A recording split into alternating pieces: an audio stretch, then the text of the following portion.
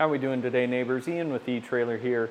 Today we're going to be taking a look at and then installing the Curt T-connector harness with 4-pole wiring on our 2021 Jeep Compass. Let's take a look at the few features on that and then get into the install. Now our T-connector harness is going to be a great option to get that 4-pole wiring on the back of your Compass. That's going to include your brake lights, your tail lights, and those turn signals to keep you road legal, whether you've got an accessory on the back of your Compass or if you're towing a small trailer.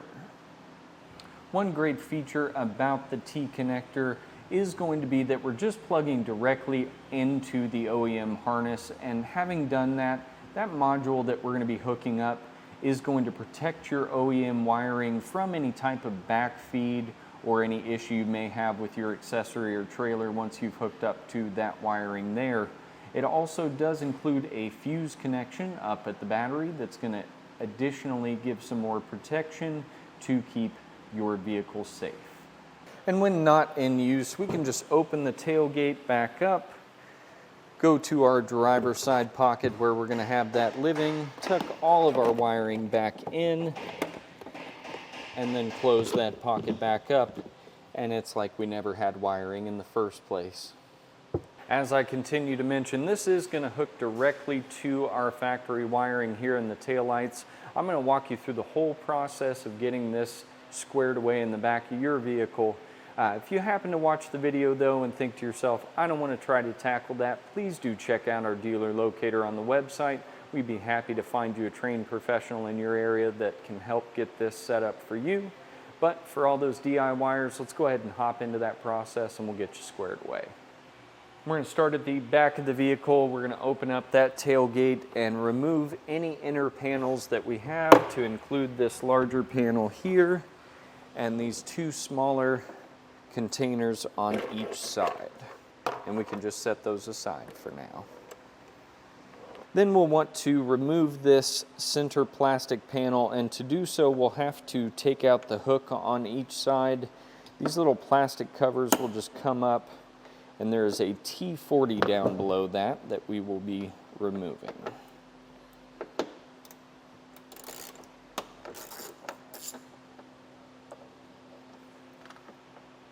And on the bottom of that plastic panel going all the way across, we've got 3 T20 bits that we will need to remove. We'll get those taken out and set aside.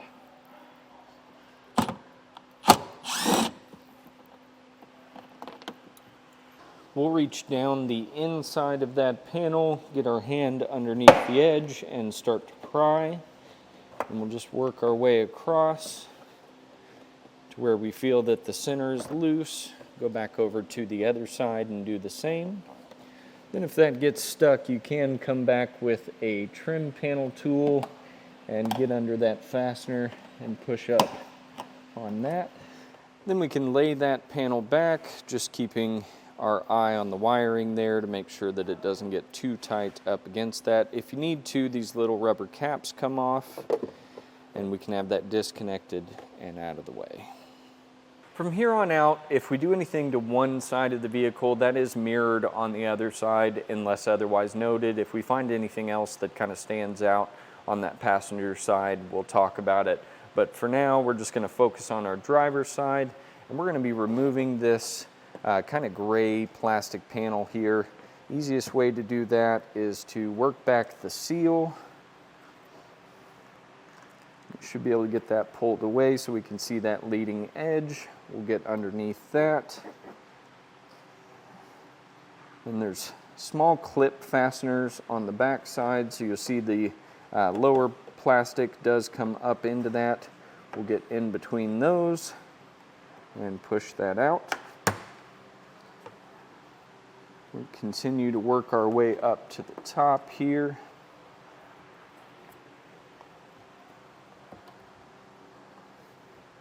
Just looking to see where all of that is going to be retained. Should be able to just pull this lower part away first and be good to go. Now inside we do have a couple of push pins in the center of that plastic. Easiest way is to use a trim panel tool, get in between and push out. Those might come out of the plastic here, and they just slide back in if they do happen to stay in the body. Just get them out of the body, put them right back into that. So when we go to push this back up into place, it all lines up properly. We're gonna have the same situation with our lower plastic panel here, so we'll just start to work our way down. You can peek back behind it and see if you can find the fastener to be able to pry that away, opposed to just pulling on the plastics.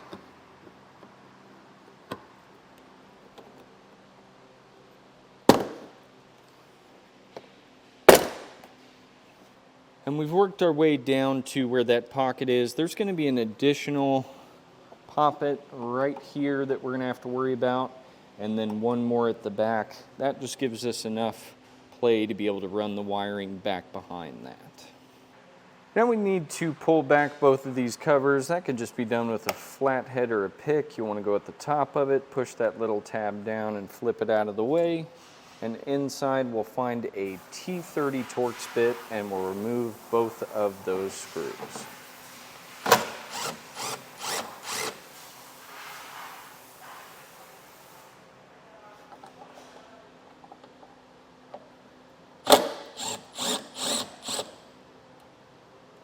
To remove the taillights, easiest way once we've got the screws out is just to get a wedge on the back side and start working that out towards the back of the vehicle. It should just slide away, revealing the plug that we're going to be tying into. So you can just push this little clip on the back and pull away, and that will unplug.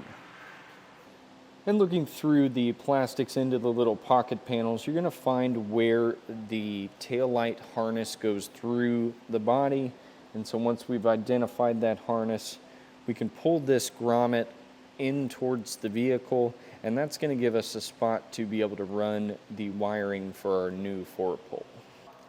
Now our box and the main 4-pole harness is going to live inside of this driver's side pocket, and we will need to be able to set up the ground wire inside of there. So we're going to pull that away from the yellow and brown wires, giving us more than enough to be able to run these out to the driver's side tail light, turn light, and brake light, and then this can just stay in the vehicle with the control module. And with that little grommet pulled out, we'll just make a good cut in that to be able to run our wiring through.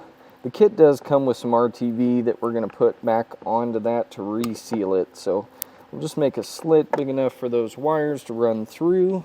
Now from that pocket and the grommet that we pulled out and cut, you're going to want to run some type of fish wire, whether it just be a piece of string. You should be able to reach your finger out and grab the string if feeding from the bottom, but we've got some air tube laying around that we're going to use, and we're going to pull that up and through to where we can attach the part inside the vehicle to that brown and yellow wire end. And using that fish tape, we're going to work the plugs for that brown and yellow wire through the grommet and up into that pocket. And with those through, we can just continue to feed the wiring up into our taillight housing. Now we'll take the plugs from our control module, and they should match up with what we've got for our factory plug, and just snap that into place on one side, and then this other end is going to go back into the tail light. And once that's on, we'll push in the little red locking retainer and put the tail light back into place.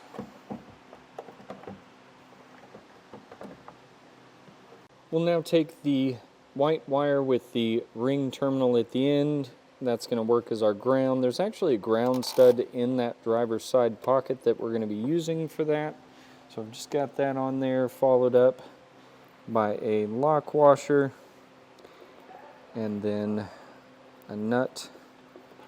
Keep all that in place. And we'll come back with a 10mm socket and tighten that up. We're then going to mount the control box. It does come with a double-sided adhesive that we can use since this will be living inside the vehicle. So we'll just peel that off and stick it to the back of that, isolating our two remaining wires, that green and the black one. And we'll just push that box up against the edge right here. We're then going to take the green wire with the additional plugs that are going over to our passenger side, get that ran into the corner pocket here, and then up through our plastics.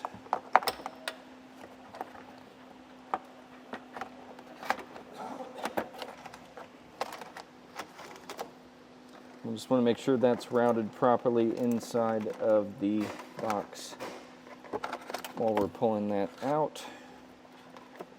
Go back around the rear edge of our fuse panel and then take the remaining wire all the way across and push those plugs back through the plastics here into our pocket.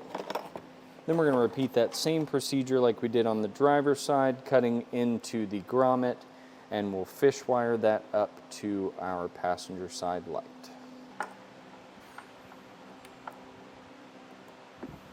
And then we're going to use these zip ties from the kit, just secure that to that trunk lid sensor that we had.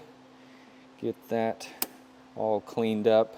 And now we need to deal with the power wire. Let me get this ran up to the front of the vehicle and then I'll show you how I've got it there. Now, starting on our driver's side rear of the vehicle, we're going to be running our power wire up to the control module through a small hole that has a circular grommet.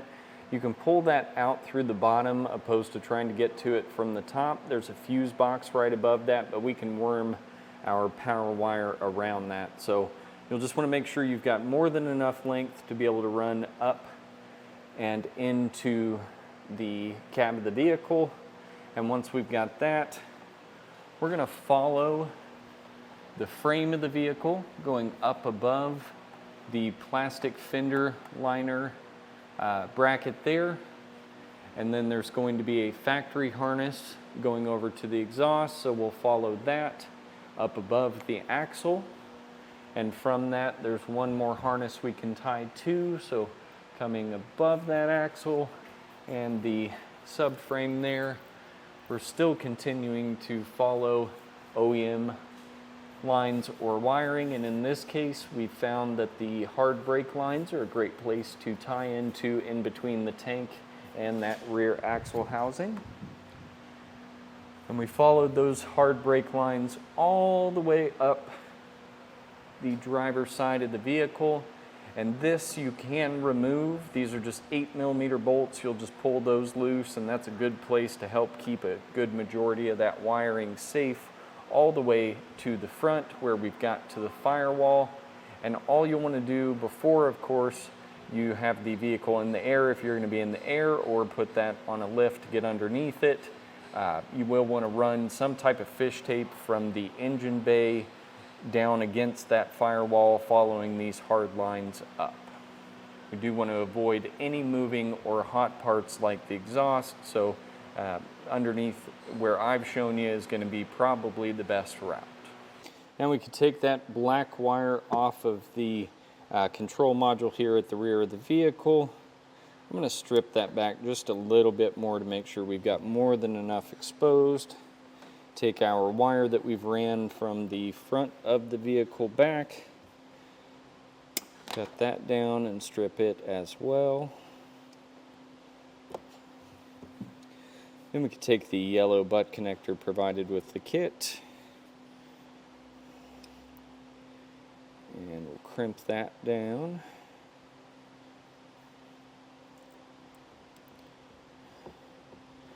To the wire that went to the front, come back to the wire off the control module. That's going to go in our other side of the butt connector and get crimped into place. Now make sure when you put that grommet back for the wire that is running through the bottom of the vehicle here that you do use the RTV included with the kit to seal that back up. and then go through and get the two sides with the tail lights and those grommets that we cut, just so there's no water intrusion back here at the rear of the vehicle. Now we did come up that firewall, and I've got that just tied up here to the positive cable coming through. And we're going to be adding in this fuse holder here. The ends should already be stripped back, so we'll just be able to pull those off. And we're going to be adding a heat shrink butt connector up here, since it is one more connection point that's going to be outside of the vehicle. The heat shrink butt connectors are not included with the kit, and you would need to order those separate. So we'll just crimp one end of the heat shrink butt connector onto the fuse holder that we've got here. Get that crimped, and then do give it a good tug to make sure it's going to stay in place.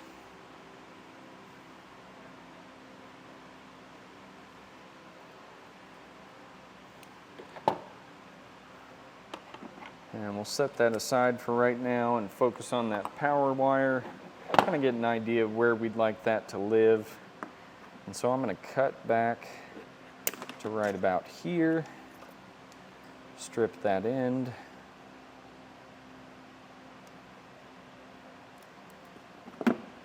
And place that in the other end of our heat shrink butt connector and get that crimped. On the other end of our fused link here, we are going to add the yellow ring terminal included with the kit, and then that will get crimped on.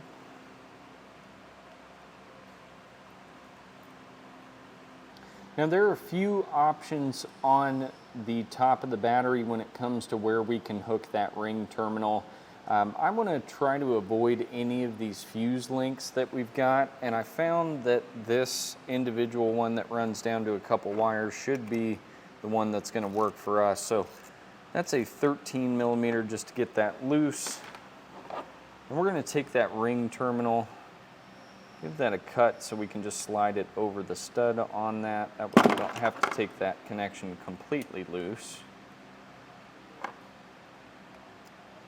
Cut that middle section out there. We're going to route this up and around the back of where the cover is going to be living and onto that stud.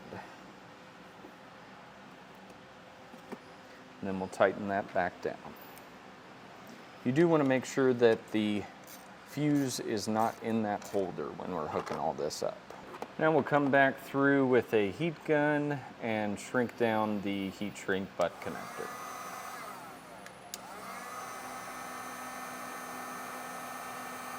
Now we'll put that OEM cover back into place and insert the 10 amp fuse into the fuse holder. And we'll put that cover on it and head back to the rear of the vehicle. So now that we've got everything hooked up, and before we put those plastics back into place, we want to test this system to make sure it functions as needed. So we're going to start with our left turn, our right turn, and then the brakes, and our clearance lights on and clearance lights off. And with that tested, we can put all of the remaining plastics back into place. Again, I did want to stress, please go through with that RTV and hit those upper corner pocket places where we've got the wiring going through to the tail lights. It's a very common missed place, and then you're going to end up with a lot of water in the back of the vehicle. So hit those really well with the RTV included with the kit. And with all our plastics back in place, that's going to do for our look at an installation of the Curt T-connector harness with 4-pole wiring on our 2021 Jeep Compass. My name's Ian with Etrailer, and I appreciate you watching.